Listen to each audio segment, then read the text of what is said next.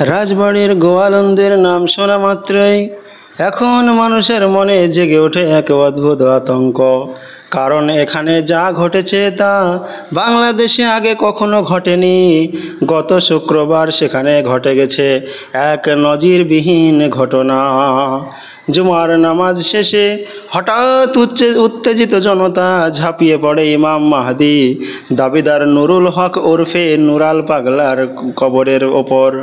মুহূর্তেই ধ্বংস করে দেওয়া হয় কাবা শরীফের আদলে নির্মিত কবর, আর সেখান থেকে মরদেহ তুলে রাস্তায় এনে আগুনে পোড়ানো হয়।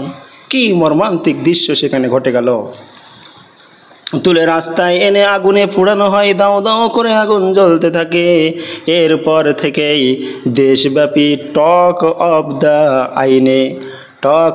আইনে পরিণত হয় ঘটনাটি। কিন্তু অনেকের মনেই প্রশ্ন আসে যে কে এই নুরাল পাগল, কবে উত্থান হয় তার, আর তার অপকর্মের সীমাই বা ঠিক কতটা গভীর। 80-র দশকে নুরাল পাগলা যেখানে ইমাম মাহদি দাবি করে গড়ে তুলেন দরবার শরীফ আর বানিয়ে ফেলেন নতুন কালিমা লা ইলাহা ইল্লাল্লাহ মাহদি রাসূলুল্লাহ, নাউজুবিল্লাহ। এইরকম কালিমাতে সেই বানিয়ে ফেলে। কালিমাটা কি আরেকবার বলি?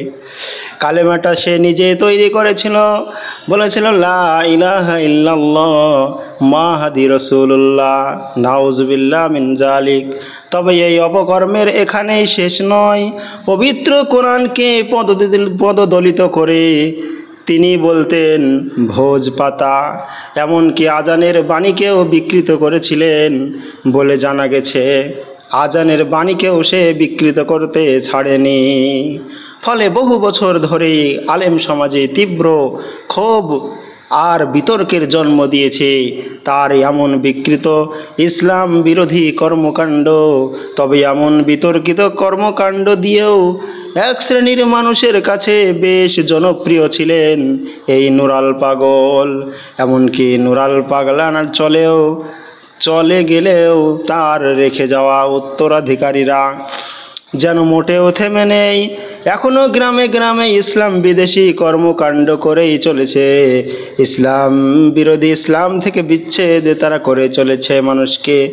নুরা পাগলার ছেলে নুরতাজ নোভা ও তার অনুসারীরা টাকা পয়সার প্রলোভন, চাকরির প্রতিশ্রুতি এইসব দেখিয়ে তারা দরিদ্র মানুষদের ইসলামের পথ থেকে সরিয়ে অন্য ধর্মে ধর্মান্তরিত করে চলেছে বলে জানা গেছে। গত বছর এমন রিপোর্টের মাধ্যমে প্রকাশ্যে আসে নুরাল পাগলের ছেলের এমন ইসলাম বিরোধী তৎপরতা, আর তাতে তখন চাঞ্চল্য দেখা দিয়েছিল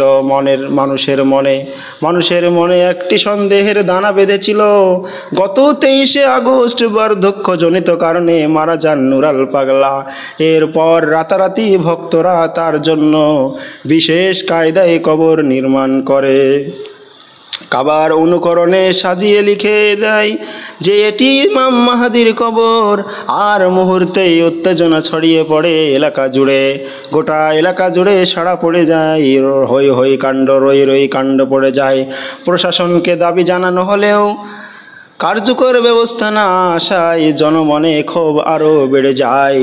এরপরেই জুমার নামাজের পর ঘটে যায় সেই ন্যাক্কারজনক ঘটনা। সেই ঘটনায় বিভিন্ন আলেমরা মিশ্র প্রতিক্রিয়া দেখিয়েছেন। হেফাজতে ইসলামের নেতা শাইখ হারুন ইজহার বলেছেন নুরাল পাগলার কর্মকাণ্ড ছিল শিরিক ও বিদআতের চরম প্রকাশ। জনতার প্রতিবাদ ন্যায্য, তবে মরদেহ পোড়ানো ইসলামী শরিয়ত সম্মত নয়।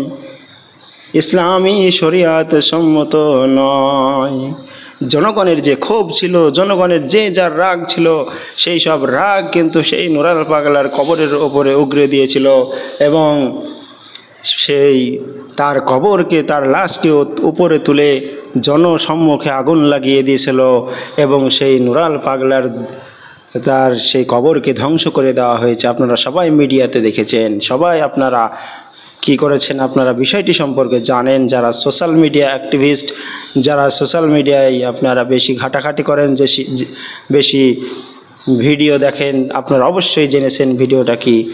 আমি বললাম আপনারা যেন সাবধান হন। আল্লাহ সহি হাদিস এবং কোরআন মেনে যেন আমাদেরকে চলার তৌফিক দান করেন।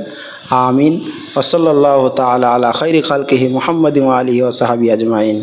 আমিন। আসসালামু আলাইকুম।